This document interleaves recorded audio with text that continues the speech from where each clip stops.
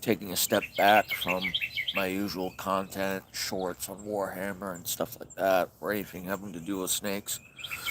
Uh, for some of you that do pay attention to lives and everything, you all know I reside here in Virginia, specifically Yorktown, Virginia.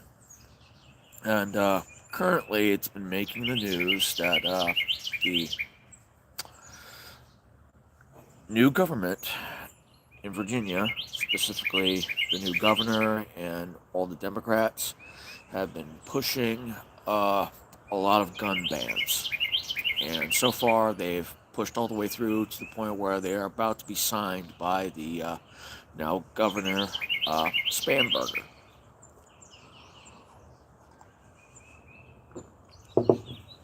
Now, most of these gun bans are assault weapon in nature, semi auto in nature, and also they affect the magazine capacities as far as like how many rounds we can carry in each mag, and how many mags, pretty much how much we can have. Uh, there are some things that are grandfathered in. Basically, if you already own what they declare as assault weapons or high capacity mags that were not manufactured after the supposed date that the gun laws are supposed to take place, which is, I think, January 1st, you can keep those. But you will no longer be able to buy anything new, can't have anything manufactured, transferred, or possessed any thereafter. You're basically kind of stuck with what you got. And even still, it's kind of precarious because they're also changing some of the rules about red flag laws and stuff like that. But some of the proponents are still waving around the old verbiage. Well, weapons of war this, weapons of war that. They don't belong on our streets and all that other stuff. Uh,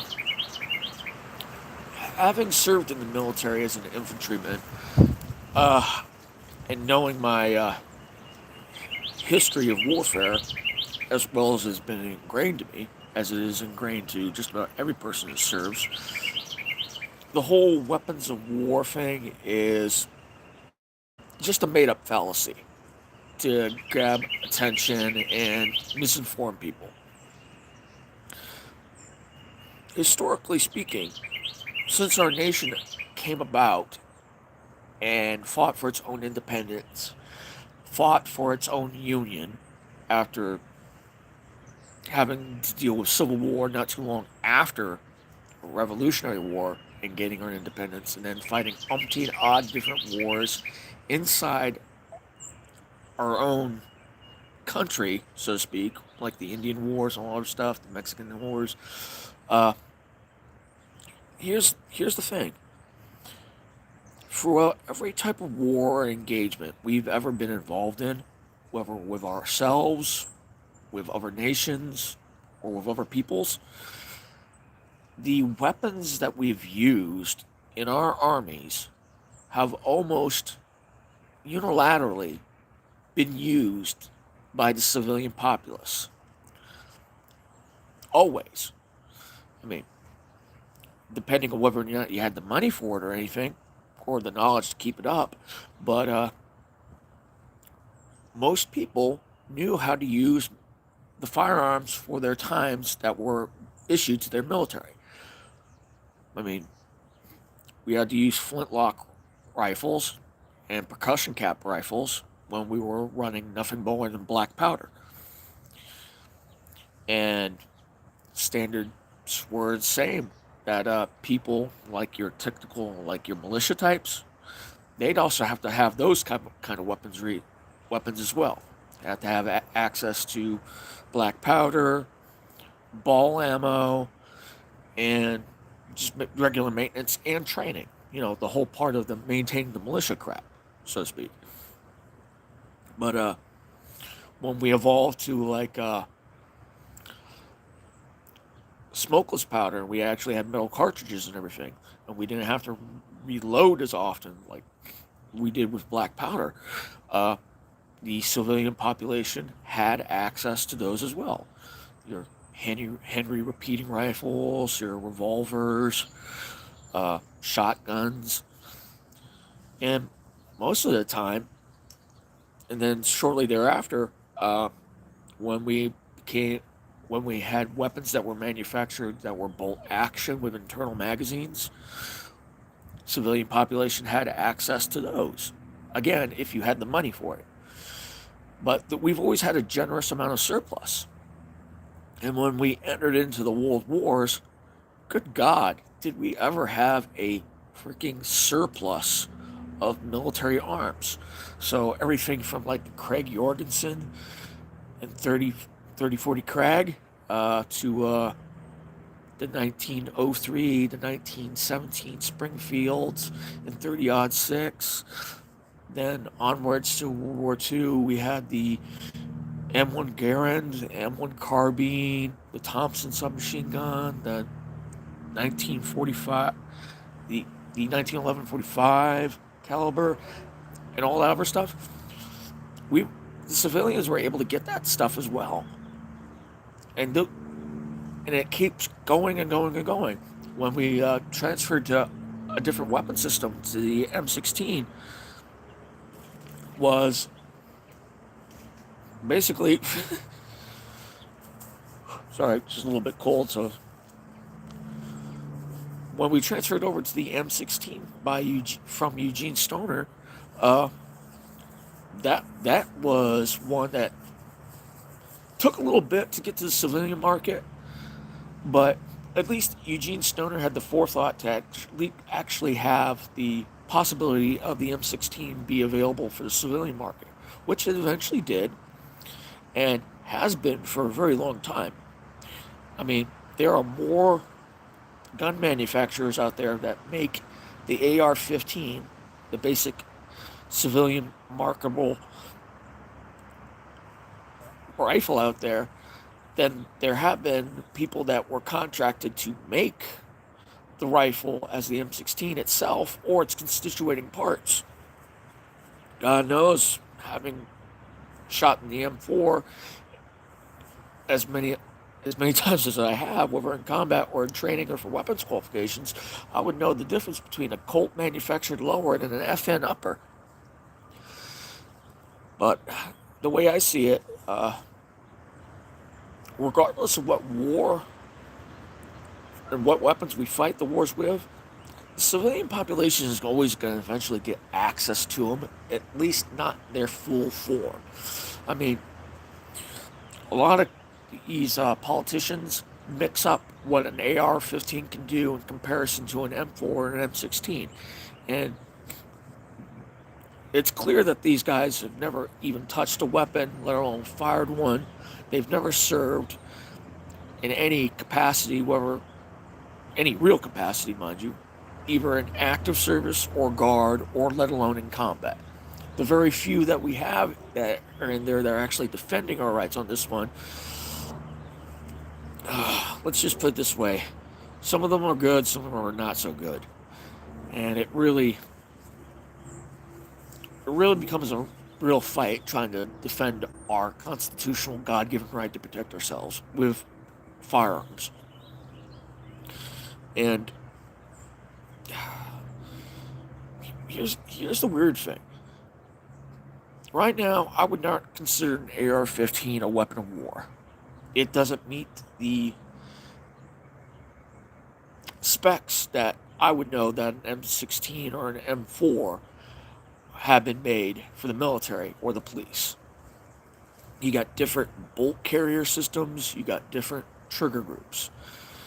I mean, with all the additional add-ons that the AR-15 can get for the civilian market, like your forced reset or binary triggers or silent capture buffering springs and stuff like that, still not going to produce the same rate of firepower that an M4 or an M16 can. And more often than not, and this is me speaking on personal experience, none of us, not even I, ever ran our M4s or M16s at their fullest function of either a 3-round burst or full automatic fire. And that's because we were taught fire discipline. And no, not discipline with fire, lighting up fires and shit, smoke, all that. We were taught to use our rounds wisely, as in only shoot at what you can hit and never waste any of your ammunition on something you know you can't hit. The only weapons that we had in the military that are actually capable of full automatic fire at the squad or platoon level were always the M249 SAW and the M240 Bravo. And that's just at the at the capable levels of like crew served or non-crew served. But the way I see it right now, eventually with the new weapon systems that are coming out, I believe they call it the next generation squad weaponry. Could be wrong about the full acronym right there, but our current military is switching up from the 5.56 AR-15 slash M4 slash M16, whatever have you, because they want to go for a heavier caliber rifle round that can actually make it through body armor. Not that we were dealing with freaking people in body armor for 20 odd years. Clearly we weren't. We were just dealing with freaking radical Muslim terrorists and stuff. Either in Iraq and Afghanistan, they weren't wearing body armor. They were moving quick. So, but we were still having problems with taking down the enemy with just a anemic ass round like the 5.56. But eventually, sooner or later, we will, civilian-wise, will get access to some civilian market version of the 6.8 weapon systems that are currently being used by the military now. It's just a matter of time. But till then, we do have an amazing amount of surplus of weapons from other wars that have been available to the civilian market. And I see no real cause or reason to put a ban on the manufacture, sale, transfer, or even transportation of any of these things. It's absolutely freaking pointless. It's just another overreach and infringement. And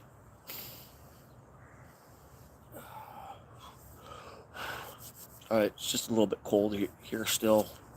We did have some 70, 80 degree days, but now that recent rainstorm passed through, it just kind of dropped. So warm my hands up here a little bit.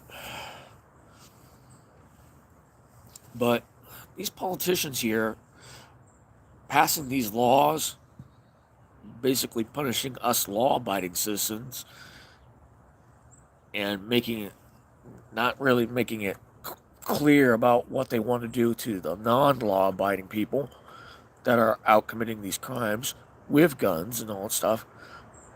But this subversive form of disarmament, and that's what it is, it's a subversive form of disarmament, because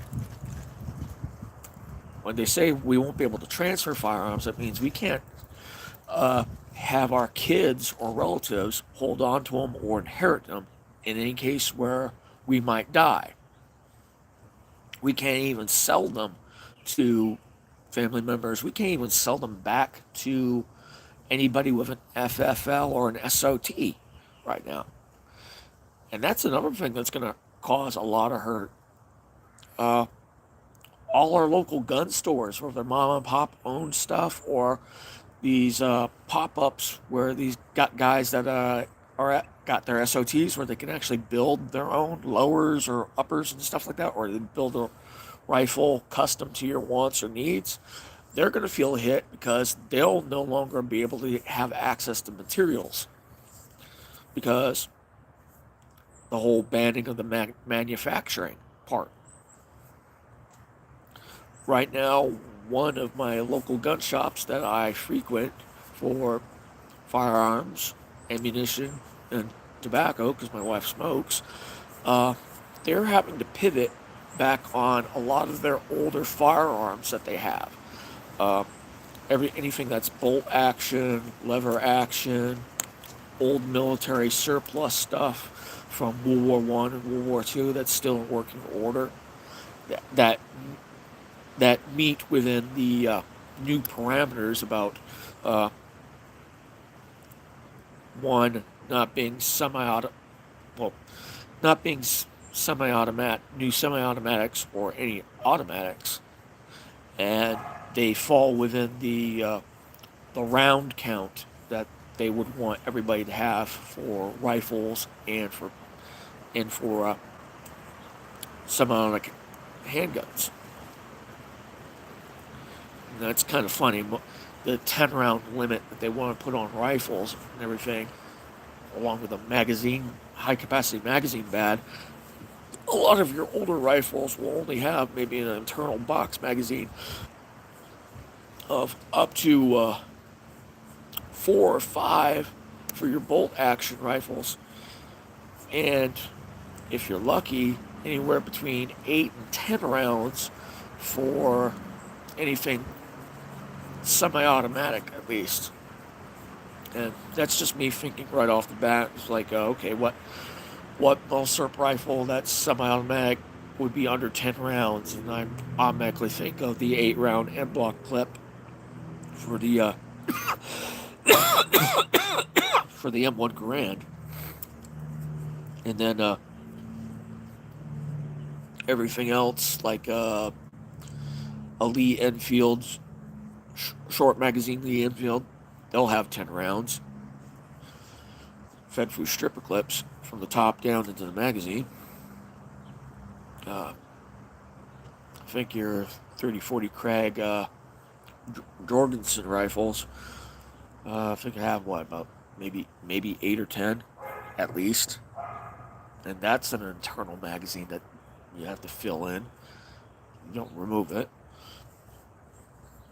But for other things like your M1 carbine, I think they still sell those with 10 round mags. I mean, you can still, you might be able to find 20 round or 30 round ones out there, but it would be, now it's going to be pretty hard to find for a reasonable price, but who knows. But yeah, it's getting pretty ridiculous because not only do we have to worry about the ban of future future possession, manufacturing, transfer, or transportation, we've got to worry about all these new damn laws about where we can go and how we can carry. They're, they're, they've already made laws that they've already tried to pass through saying where we can carry our firearms, whether we can carry them loaded or not. Uh, they even want us to put like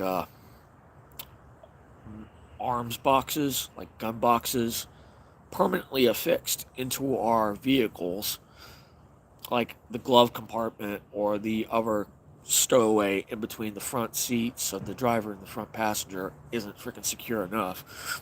But we'd have to actually physically alter our vehicles by adding a stowage compartment for weapons that can be locked up. And again, we might not even be able to do that because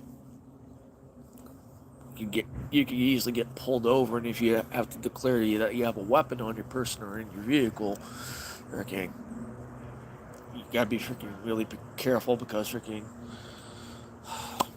here's the thing, you might not legally be able to ride with your vehicle, with your handgun or rifle loaded at all. Your ammunition would have to be freaking remain completely separate from it. Kind of like how if you were flying on a plane anywhere, uh, your rifle, shotgun, pistols, all that stuff, they have to be declared. They have to be properly locked up and put on safe with those little safety cables and locks and stuff like that, and the ammunition would have to be in its own separate box so as to not cause any harm, like that could actually cause any harm, because it's just a stupid TSA rule. But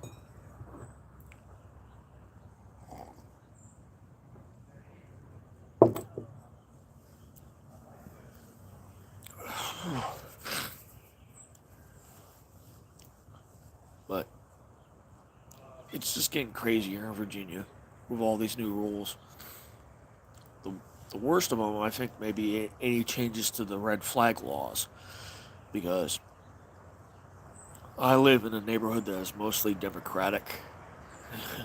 I'm, I'm, I'm, I'm ashamed to say that, honestly, because we did have a, a decent Republican following here, or at least a following of people that were common sense.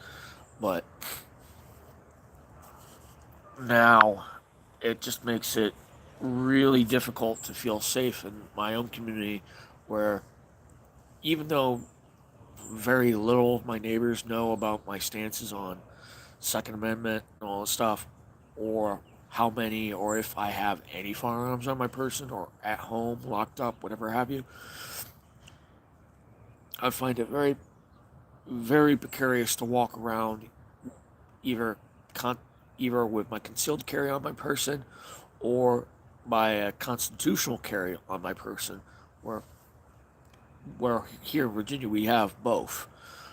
I paid paid and trained for my concealed carry, but if I wanted to, I can just do constitutional carry, where as long as it's secure and freaking not easily freaking unsnapped from my person, I can carry a firearm out in the open. But now I won't be able to probably be doing that anymore, because now there are laws going to be saying that you can't carry out in the open in certain places, regardless of firearm. And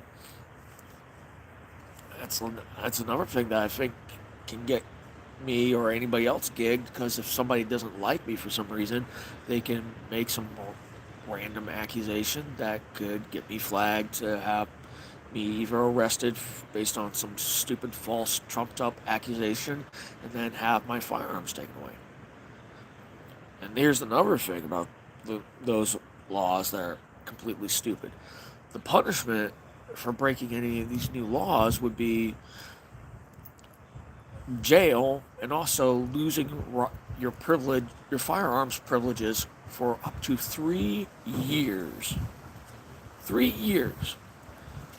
And they don't state the process for what you would have to go through to get them reinstated or get your firearms back. Because I'll tell you this much: after jail and then 3 odd years of a probationary status punishment, you best believe that any firearms that you did have that would be confiscated up to that point would probably already be destroyed. So not only you're having your rights curtailed, you're having your rights criminalized, you're having your property seized and destroyed, and all under some guise of a law that, honestly, I think red flag laws are unconstitutional, because all it takes is somebody making a complaint. No, not a real complaint at all, but just a complaint, an accusation. Then all of a sudden, your life is turned upside down. Your firearms are taken, you're penalized, you're held under some freaking scrutiny, and then it's almost kind of like all she wrote until you can find a way to freaking get yourself reinstated, at least mental capacity, physical capacity wise, and all other stuff. Because they're coming at people with a lot of shit with the red flag laws, and now with this stuff on top. To be frank, I'm probably going to keep my firearm stuff, or at least the knowledge of my firearms, close to the chest.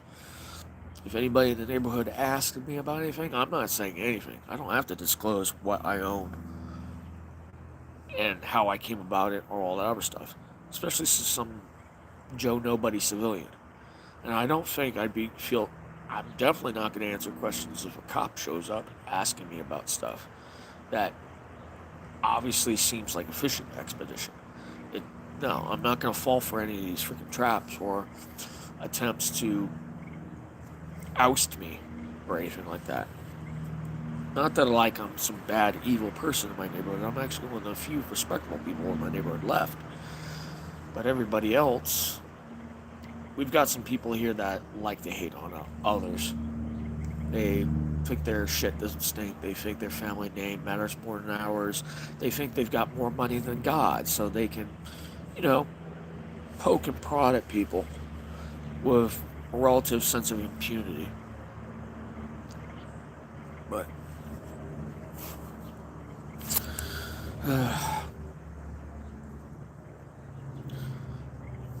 with all that's going on right now, with what's going, I'm I'm hoping that the Supreme Court of the United States is going to at least push back on some of this stuff, because most of these laws that they're coming out with are blatantly unconstitutional.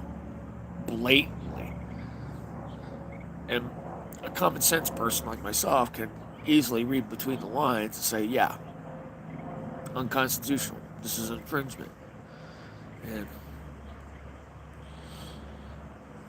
I'm just wishing more people will come to their senses and they'll start writing their senators, their delegates, and stuff like that to push back against this stuff. Because right now, we've got all these gun laws and bans coming. And now we have to vote up here in this coming month of April to vote against the purported gerrymandering by the Democrats to gain a larger foothold while reducing the Republican foothold here in the Commonwealth of Virginia. And yeah, I'm hoping people are voting no on that one, because that's, last time I checked, I thought gerrymandering was illegal.